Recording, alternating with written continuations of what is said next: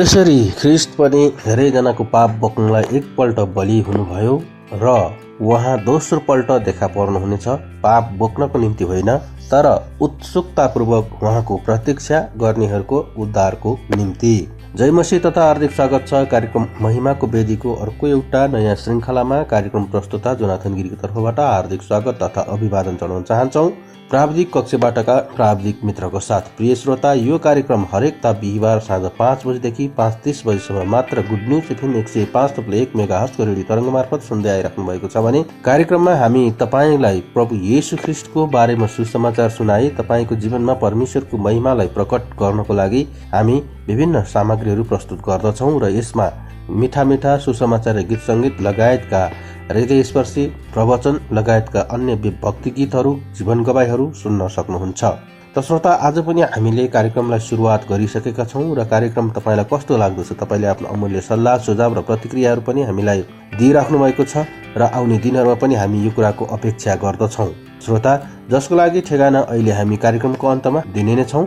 परमेश्वरलाई धन्यवाद भएको होस् र आज जतिले यो कार्यक्रम सुन्दै हुनुहुन्छ उहाँहरूलाई पनि प्रभुले आशिष दिनुभएको छ। अब भने आउनुहोस् हामी ढिला नगरिकन आजको कार्यक्रमको विषयवस्तु प्रवेश गर्नेछौँ। प्रिय श्रोता, प्रभु यीशु ख्रिस्ट यस संसारमा किन आउनुभयो भन्ने विषयमा हामीले हेर्दै आइरहेका छौँ र प्रभु यीशु ख्रिस्ट यस संसारमा आउनुका उद्देश्यहरू हामीले हेर्दै गर्दाखेरि उहाँले हामीलाई अन्तिम न्यायबाट बचाउन पनि ख्रिस्ट मर्नुभयो भन्ने विषयमा आज हामी हेर्न गइरहेका छौँ। अन्तिम न्याय कहिले हुन्छ?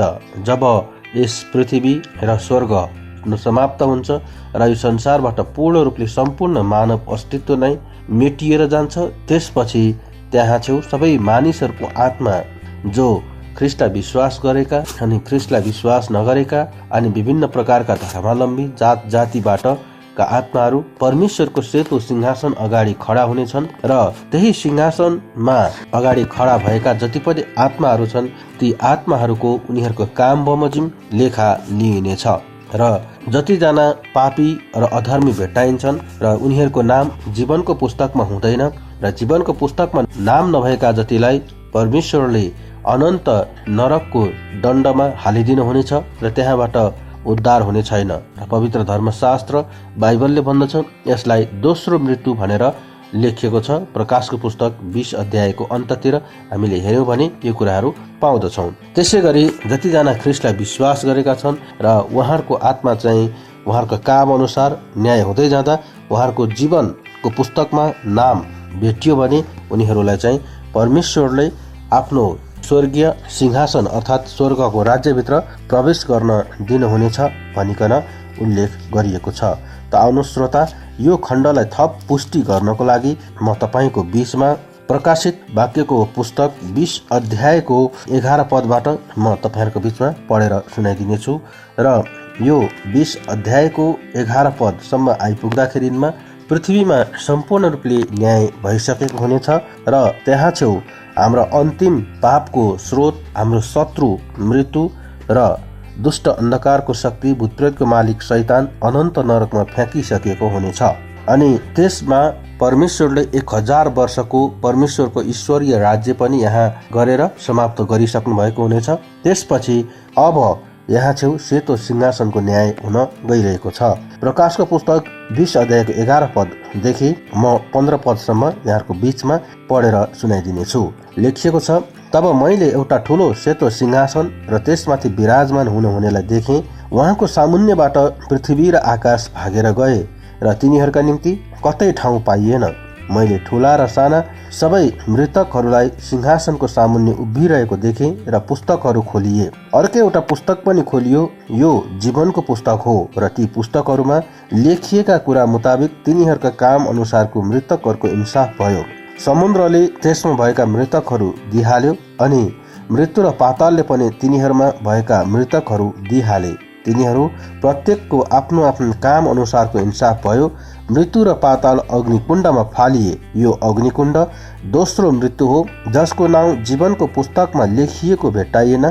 त्यो अग्निकुण्डमा फालियो। आमेन। परमेश्वरलाई धन्यवाद भएको होस्। र यो प्रकाशको पुस्तकको यो न्यायको विषयमा अहिले तपाईँ हामीलाई किन लेखिएको छ भन्दै गर्दा हामी पृथ्वीमा बस्ने समस्त मानिस जातिले यसबाट चेतना पाऊँ र आफूले आफूलाई आफ्नो आत्मा बचाउन सकियोस् भन्नको लागि यो कुराहरू उल्लेख गरिएको हामी पाउँदछौँ। तसर्थ यहाँ चाहिँ हामी देख्दछौँ कि यो चाहिँ अन्तिमको समयमा हुने घटना हो र हुन सक्छ यो घटना चाहिँ अबको 2000 वर्षपछि अथवा 10,000 वर्षपछि अथवा 1 करोड वर्षपछि पनि हुन सक्छ। तर वास्तविक रूपमा यो चाहिँ अवश्य नै हुन्छ।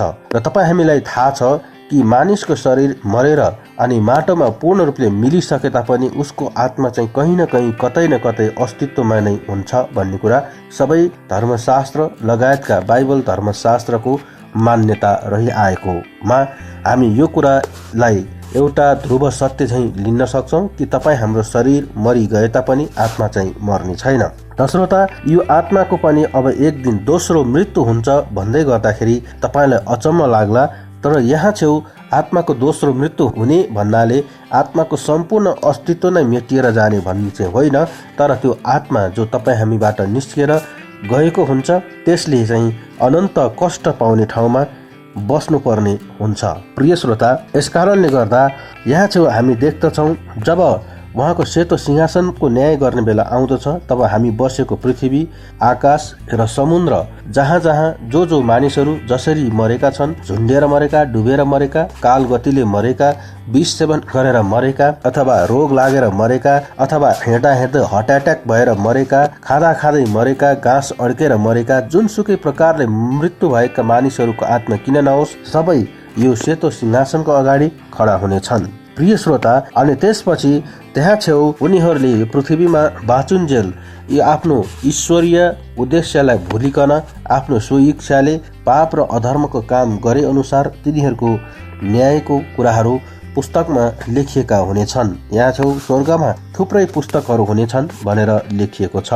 प्रिय श्रोता, अनि ती पुस्तकहरू अनुसार उनीहरूको न्याय हुनेछ। इनाम पाउनेले इनाम, दण्ड पाउनेले दण्ड, ताडना पाउनेले ताडना, अनि तिरस्कार पाउनेले तिरस्कार, अनि स्वीकारोक्ति पाउनेले स्वीकारोक्ति, सबै कुराहरू त्यहाँ लेखिएको हुनेछ।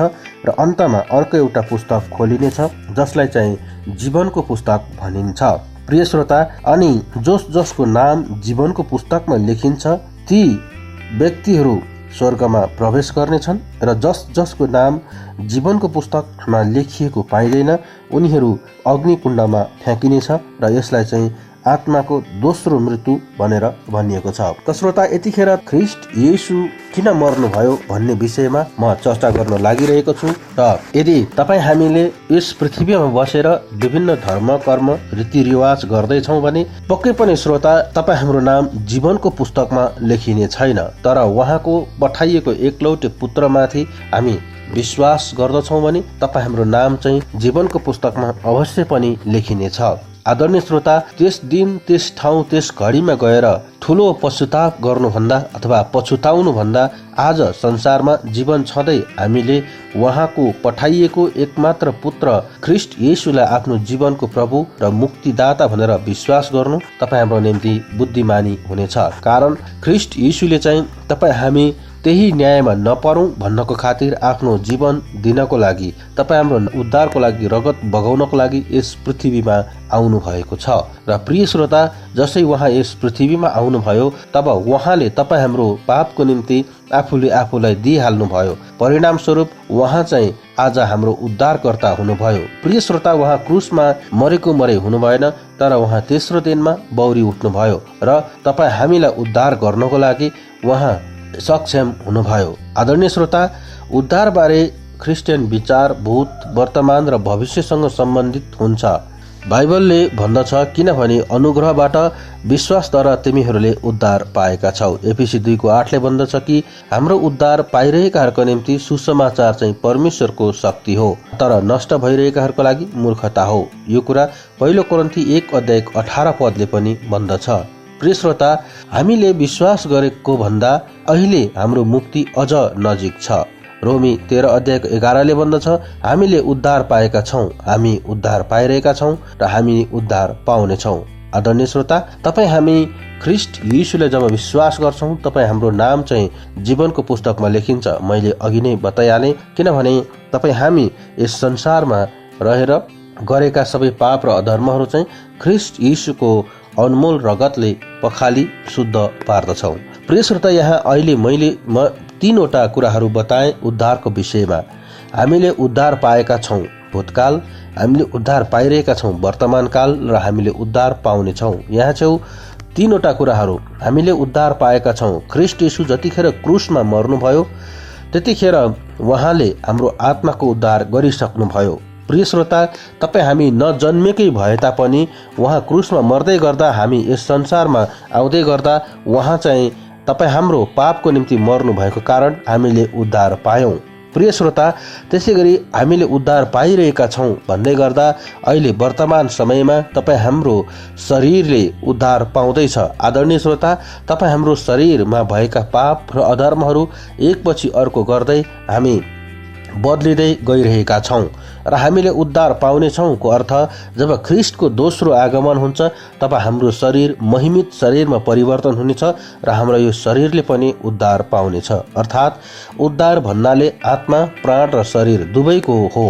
प्रिय श्रोता, हामीले उद्धार पाएका छौँ, आत्माले उद्धार पायौँ, हामीले उद्धार पाइरहेका छौँ, हामीले प्राणमा शरीर उद्धार पायौँ र हामीले उद्धार पाउनेछौँ भन्नाले अब हामी शरीर, मरणशील शरीरबाट पनि महिमित शरीर प्राप्त गर्नेछौँ। प्रिय श्रोता, यो 3 प्रकारको उद्धारको क्रम चाहिँ तबसम्म चलिरहन्छ जबसम्म ख्रिस्ट यीशु तपाईँ हामीलाई लिनको लागि यस संसारमा दोस्रो चोटि आउनुहुन्न।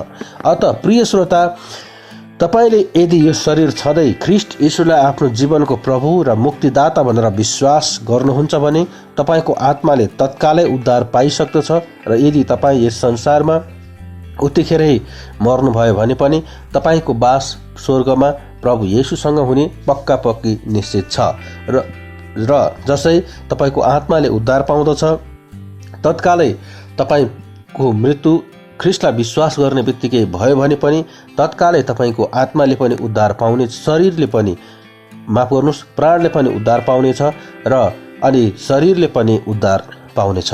आदरणीय श्रोता, यस कारणले गर्दा हामी 3वटा कुराबाट उद्धार पाउँदछौँ भने तपाईँ हामीले ख्रिस्ट यीशुलाई किन विश्वास नगर्ने? प्रिय श्रोता, हामीलाई केले छेक्दछ? ख्रिस्ट यीशु चाहिँ यस संसारमा कुनै पनि प्रकारका धर्म स्थापनार्थ आउनु भएन, तर तपाईँ हामीलाई अन्तिम न्यायबाट बचाउनको लागि यस संसारमा आउनु भएको हो भन्ने कुरा तपाईँ हामीले बुझ्नु पर्दछ। प्रिय श्रोता, हरेक चरणमा हामीले ख्रिस्टको मृत्युद्वारा नै उद्धार पाएका छौँ। भूतकाल सबैको निम्ति एकैचोटि ख्रिस्ट आफैद्वारा हाम्रो पापहरूको मूल्य चुकाउनु भयो र हामी विश्वासद्वारा मात्र धर्मी ठहरिएका छौँ। त्यसै गरी वर्तमानमा हामी उत्तरको रूपमा पापको दासत्व र विकृतिबाट बचाउन ख्रिस्टको मूल्य नै परमेश्वरको आत्माको शक्तिलाई सुरक्षित राख्नुहुन्छ र भविष्यमा क्रुसमा बगाइएको ख्रिस्टको रगतले नै हामीलाई परमेश्वरको क्रोधबाट बचाउनेछ र हामीलाई सिद्धता र आनन्दमा ल्याउनेछ। प्रिय श्रोता, न्याय चाहिँ तपाईँ हामी चाहे पृथ्वीमा बसौँ या स्वर्गमा बसौँ जहाँसुकै पनि हुने गर्दछ। यस कारणले गर्दा अब परमेश्वरले दिनुहुने न्याय चाहिँ अझै वास्तविक छ र वास्तविक न्याय चाहिँ अझै आउँदैछ। बाइबल धर्मशास्त्रले वर्णन गर्दछ कि इन्साफको डरलाग्दो प्रतीक्षा र विरोधीहरूलाई भस्म पार्ने क्रोधको अग्नि मात्र रहनेछ। हिब्रू 10:27 यसरी लेखिएको छ। आदरणीय श्रोता, यसले हामीलाई भक्ति र भक्तिसाथ जिउन लगाउँदछ किनभने हाम्रा परमेश्वर भस्म पार्ने आगो हुनुहुन्छ। बप्तिस्मा दिने यूहन्नाले आफ्नो समयमा मानिसहरूलाई चेतावनी दिए कि आउन लागेका क्रोधबाट भाग, किनभने यीशु आफ्ना शक्तिशाली स्वर्गदूतहरूसँग बल्दो आगोमा प्रकट हुनुहुनेछ र परमेश्वरलाई नचिन्नेहरूलाई र हाम्रा प्रभु येशूको सुसमाचार नमान्नेहरूलाई उहाँले दण्ड दिनुहुन्छ। तिनीहरूले अनन्त विनाशको दण्ड तथा प्रभुको उपस्थिति र उहाँको शक्तिको महिमाबाट अलग हुने दण्ड भोग्नेछन्। दोस्रो थेसलोनिकी 1:7-9 यो कुराहरू लेखिएको छ। त श्रोता, आउनुहोस् हामी यस विषयमा अझै जानकारी लिनको लागि म यो खण्ड पढेर सुनाइदिनेछु। लेखिएको छ, र हामी तिमी कष्ट पाएकाहरूलाई हामीसँगै आराम दिनुहुनेछ, तब यो तब तुच्छ, माफ गर्नुहोस्, यसलाई फेरि सुन्नुहोस्। र तिमी कष्ट पाएकाहरूलाई हामीहरूसँगै आराम दिनुहुन्छ। तब यो हुन्छ जब प्रभु येशू आफ्ना शक्तिशाली स्वर्गदूतहरूसँग बल्दो आगोमा स्वर्गबाट प्रकट हुनुहुनेछ। परमेश्वरलाई नचिन्नेहरूलाई र हाम्रा प्रभु येशूको सुसमाचार नमान्नेहरूलाई उहाँले दण्ड दिनुहुन्छ। तिनीहरूले अनन्त विनाशको दण्ड तथा प्रभुको उपस्थिति र उहाँको शक्तिको महिमाबाट अलग हुने दण्ड भोग्नेछन्। जब त्यस दिन उहाँको सन्तहरूमा महिमा पाउन र विश्वास गर्ने सबैलाई आश्चर्यचकित पार्न उहाँ आउनुहुनेछ, किनभने तिमीहरूलाई दिएको हाम्रो साक्षीमा तिमीहरूले विश्वास गर्यौ। आमेन।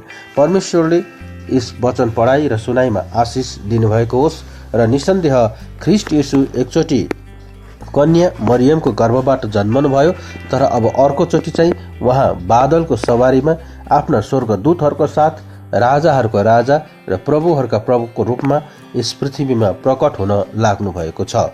प्रिय श्रोता, जब उहाँ यस प्रकारले प्रकट हुनुहुन्छ त्यसपछि उहाँ चाहिँ पाप बोक्नको लागि होइन, तर संसारकै दण्ड दिनको लागि र उत्सुकतापूर्वक उहाँको प्रतीक्षा गर्नेहरूको उद्धारको निम्ति उहाँ आउनुहुनेछ भन्ने कुरा हामीले बुझेका छौँ। प्रिय श्रोता, यस कारणले गर्दा तपाईँ उहाँको प्रकट हुनुभन्दा अगाडि नै आफ्नो जीवन छँदै ख्रीष्ट येशूलाई विश्वास गर्नु अपरिहार्य रहेको छ। परमेश्वरको अन्तिम क्रोधका केही तस्बिरहरू त सोच्न पनि नसक्ने गरी डरलाग्दा छन्। यसलाई व्यङ्ग्यात्मक रूपमा यूहन्नाले प्रेम गरिएको प्रेरित नै हो, जसले हामीलाई नरकको प्राय एउटा झलक दिएको छ। ख्रीष्टलाई इन्कार गर्ने र आफ्नो निष्ठा अरूलाई दिने मानिसहरूले उहाँको क्रोधको कचौरामा केही नमिसाई तयार गरिएको परमेश्वरको क्रोधको कडा मध्य पिउनेछ र पवित्र स्वर्गदूत र थुमाको सामुन्ने आगो र गन्धकमा त्यसलाई यातना दिइनेछ। तिनीहरूका यातनाको धुवाँ सदा सर्वदा मासतिर गइरहनेछ। तिनीहरू यिनै हुन् जसले त्यो पशु र त्यसको मूर्तिलाई पूजा गर्दछन् र त्यसको नाउँको छाप लिँदछन्। तिनीहरूले दिनरात कहिले पनि आराम पाउने छैनन्। प्रकाशित वाक्य 14 अध्यायको 10देखि 11 हामीले यो कुरा पढ्न सक्दछौँ। प्रिय श्रोता, यो वास्तवमा यूहन्नालाई दिएको दर्शन हो र यो हुन आउने कुरासँग सम्बन्धित छ र यसको लागि पृथ्वी तयार हुँदैछ र अब संसार यस विषयको निम्ति तयार हुँदै गर्दाखेरिमा अब हामीले यस्तो प्रकारको दण्डबाट आफूलाई बचाउनको लागि उहाँको पठाइएको एकलौटे पुत्रमाथि विश्वास गर्नु अति आवश्यक छ। आदरणीय श्रोता, भविष्यमा आउने परमेश्वरको क्रोधलाई जबसम्म हामीले नाप्दैनौँ तबसम्म सम्भवतः हामीले भविष्यमा हुने ख्रीष्टको बचाउने कामको मिठास लिन सक्दैनौँ होला, जो सुरुका मण्डलीहरूले लिए। अनि स्वर्गबाट आउनुहुने उहाँका पुत्र जसलाई उहाँले मृतकबाट उठाउनु भयो, उहाँकै प्रतीक्षा हामीहरू गर्दछौँ, अर्थात् येशूको, जसले आउन लागेको क्रोधबाट हामीलाई छुटकारा दिनुहुन्छ। येशू ख्रीष्ट र उहाँले मात्र हामीलाई आउन लागेको क्रोधबाट बचाउन सक्नुहुन्छ। उहाँ बिना हामी सधैँको निम्ति विनाश हुनेछौँ। तर जब उहाँले अन्तमा हामीलाई बचाउनुहुनेछ, यो उहाँको रगतको आधारमा हुन्छ। यसरी ख्रीष्ट पनि धेरैजनाको पापलाई बोक्नको लागि एकैपल्ट बलि हुनुभयो र उहाँ दोस्रो पल्ट देखा पर्नुहुनेछ। पाप बोक्नको निम्ति होइन, तर उत्सुकतापूर्वक उहाँको प्रतीक्षा गर्नेहरूका उद्धारको निम्ति, जस्तो हिब्रू 9 अध्यायको 28 पदले हामीलाई बताउँदछ। प्रिय श्रोता, एकैपल्ट सधैँको निम्ति पाप बोकिएको छ। अब अरू कुनै नयाँ बलिदानको आवश्यक छैन। भविष्यको क्रोधबाट हाम्रो ढाल त्यति नै निश्चित छ जति हाम्रो सट्टामा ख्रीष्टले भोग्नु भएको दुःख कष्ट। त्यसो भए क्रुसको खातिर भविष्यको अनुग्रहमा आउनुहोस्, हामी सबै मग्न हौँ र हामीले त्यतिखेर आनन्द पाउँदछौँ जतिखेर हामीले ख्रीष्ट येशूलाई विश्वास गर्दछौँ। त श्रोता, तपाईँ के आफ्नो आत्मालाई उद्धार गर्न चाहनुहुन्छ? के तपाईँ आफ्नो आत्मालाई बचाउन चाहनुहुन्छ? यदि चाहनुहुन्छ भने तपाईँले यीशु ख्रीष्टलाई आज नै उहाँलाई आफ्नो जीवनको प्रभु र मुक्तिदाता भनेर विश्वास गर्नु पर्दछ। प्रिय श्रोता, जसै हामी उहाँलाई विश्वास गर्छौँ, आजको यो दिनमा हामी उहाँको सन्तान बन्दछौँ र उहाँको स्वर्गीय राज्यको उत्तराधिकारी बन्दछौँ। प्रभु येशूले तपाईँ हाम्रो पापलाई सधैँको लागि मेटिदिनुहुन्छ र हामीले उहाँले पाप मेट्ने मात्र होइन, तर हाम्रो विरुद्धमा उहाँ भएका सबै कुराहरू उहाँले आफ्नो मानस पटलबाट नै मेटिदिनुहुन्छ र तपाईँ हामीलाई कहिल्यै पनि पापै नगरेको जस्तो सिद्ध तुल्याउनुहुन्छ। प्रिय श्रोता, हिब्रू 2:10 भन्दछ कि यो उचित थियो कि परमेश्वर जसको निम्ति र जसद्वारा सबै थोकको अस्तित्व छ, उहाँले नै धेरै सन्तानलाई महिमामा ल्याउनु हुँदा तिनीहरूका मुक्तिकर्ता येशूलाई कष्टद्वारा सिद्ध तुल्याउनु भयो। आदरणीय श्रोता, कि जसको निम्ति भन्नाले तपाईँ र हाम्रो निम्ति, जसद्वारा भन्नाले येशू ख्रीष्टद्वारा सबै थोकको अस्तित्व ल्याउनु भयो। हामी पनि अस्तित्वमा छौँ भने येशू ख्रीष्टको निम्ति र उहाँद्वारा नै अस्तित्वमा छौँ। आदरणीय श्रोता, हामी प्रभु येशू ख्रीष्टको निम्ति र प्रभु येशू ख्रीष्टद्वारा नै अस्तित्वमा छौँ भने तपाईँ हामी चाहिँ किन आफ्नो अस्तित्व, आफ्नो उद्देश्यलाई भुल्नु। प्रिय श्रोता, अनि येशू ख्रीष्टले नै सन्तानहरूलाई अर्थात् तपाईँ हामी जसले उहाँलाई विश्वास गरेका छौँ परमेश्वरको सन्तान हुनलाई अधिकार दिनुभएको छ र जतिले ख्रीष्टलाई विश्वास गरेको छ ती सन्तानलाई उहाँले महिमामा ल्याउनुहुन्छ। प्रिय श्रोता, उहाँ महिमामा ल्याउनुहुन्छ र तिनीहरूका मुक्तिकर्ता अर्थात् हाम्रा मुक्तिकर्ता येशूलाई परमेश्वरले कष्टद्वारा सिद्ध तुल्याउनु भयो भनिकन लेखिएको छ। प्रिय श्रोता, येशू ख्रीष्टको कष्टद्वारा हामी सिद्ध तुल्याइएका छौँ र तपाईँ हामी उहाँको महिमामा जाँदै गर्दाखेरि उहाँको सन्तानको रूपमा हामी त्यहाँ रहन सक्दछौँ। आदरणीय श्रोता, ख्रीष्ट येशूलाई किन क्रुसमा मारियो भन्दै गर्दा उहाँ पापी भएको कारणले होइन, तर उहाँ चाहिँ पाप रहित हुनुहुन्थ्यो र पाप रहित हुँदाहुँदै पनि किन कष्टमा भरियो भन्दा उहाँको यशाया 53 अध्याय अनुसार उहाँको हाम्रो अधर्म सबै ख्रीष्ट येशूमाथि हालिएको थियो, ताकि उहाँको कष्ट भोगद्वारा हामीमा उहाँको धार्मिकता आउन सकोस् र हामीमा उहाँको निर्दोषीकरण आउन सकोस् र हाम्रो दोष चाहिँ सबै येशूमाथि भइकन त्यसको मूल्य चुकाउन सकियोस् भन्नको खातिर ख्रीष्ट येशू यस संसारमा आउनु भएको हो। त श्रोता, के यस्तो प्रकारको महान कार्य संसारमा येशूले बाहेक अरू कसैले गरेको छ? छैन। उत्तरमा छैन, किनभने सबै चाहिँ मार्न र मर्न र मार्नको लागि आए, तर ख्रीष्ट येशू चाहिँ तपाईँ हामीलाई बचाउन आउनुभयो। प्रिय श्रोता, यसबाट मूल्याङ्कन गर्नुहोस् कि मार्नेवाला ठुलो अथवा बचाउनेवाला ठुलो। यदि बचाउनेवाला ठुलो हो भने आउनुहोस् हामी बचाउनेहरूको पक्षतिर लागौँ, ख्रीष्ट येशूलाई विश्वास गरौँ र हामी अनन्त सुख र शान्ति भोग गर्दै उहाँको महिमामा प्रवेश गरौँ भन्दै अब भने आजको कार्यक्रमबाट बिदा लिने समय भइसकेको छ। यतिखेरसम्म कार्यक्रम सुनेर हामीलाई साथ दिनुभएकोमा हामी यहाँलाई मुरी धन्यवाद दिन चाहन्छौँ र आजको मेरो आवाजलाई तपाईँको रेडियो सेटसम्म पुर्याउन सहायता गर्नुहुने प्राविधिक कक्षका प्राविधिक मित्रलाई पनि हामी धन्यवाद दिन्छौँ। र आजको कार्यक्रम सुनेर तपाईँलाई कस्तो लाग्यो? तपाईँले आफ्नो अमूल्य सल्लाह, सुझाव र प्रतिक्रिया दिन नभुल्नुहोला, जसको लागि हाम्रो ठेगाना रहेको छ कार्यक्रम महिमाको वेदी, गुड न्युज एफएम प्राली, post box number 25605, Anamnagar, Kathmandu, Nepal र हाम्रो इमेल jonathangiri2015@gmail.com मा पनि तपाईँले आफ्नो अमूल्य सल्लाह, सुझाव र प्रतिक्रिया दिन सक्नुहुन्छ। हवस् त श्रोता, अब भने आजको कार्यक्रमबाट बिदा लिने समय भइसकेको छ र जाँदा जाँदै तपाईँको हप्ताभरिको आशिषको निम्ति एउटा बाइबल खण्ड छोडेर जान चाहन्छु, जुन रहेको छ यूहन्ना 3 अध्यायको 16 पद, जहाँ लेखिएको छ, परमेश्वरले संसारलाई यस्तो प्रेम गर्नुभयो कि उहाँले आफ्नो एकमात्र पुत्र दिनुभयो ताकि उहाँमाथि विश्वास गर्ने कोही पनि नाश नहोस् तर त्यसले अनन्त जीवन पाओस्। आमेन। परमेश्वरले तपाईलाई प्रशस्त आशिष दिनुभएको होस् र यो हप्ता तपाईँ पनि अनन्त जीवनको भागीदार बन्ने हप्ता बन्न सकेको होस्। तपाईँ पनि ईश्वरीय अनुग्रह र उद्धारको हिस्सा बन्न सक्नुभएको होस् भन्ने कामना गर्दै कार्यक्रम प्रस्तुतता म जोनाथन गिरी प्राविधिक कक्षबाट प्राविधिक मित्रको साथ अर्को हप्ता बिहिबार साँझ 5 बजेसम्मको लागि आज्ञा चाहन्छौँ। हवस् त आज्ञा दिनुहोस्। जय मसी। परमेश्वरले तपाईँलाई आशिष दिनुभएको होस् र यो हप्ता तपाईँ खुसी कमाइ बितोस्।